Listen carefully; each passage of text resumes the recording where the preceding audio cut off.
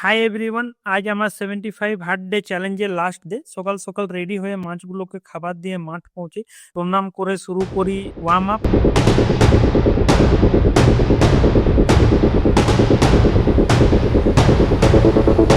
তারপর করি রানিং, তারপর স্কিপিং, শেষে শীর্ষাসন করে নিজের মর্নিং ওয়ার্কআউট রুটিন কমপ্লিট করি। আজ শ্রীমদ্ ভগবদ গীতাই পড়লাম।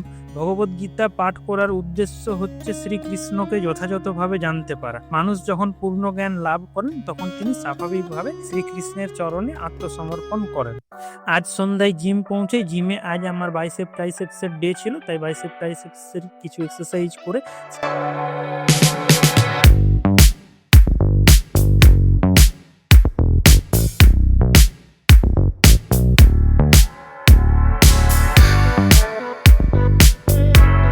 শেষে অ্যাবসের এক্সারসাইজ করে নিজের সন্ধ্যার ওয়ার্কআউট রুটিন কমপ্লিট করি।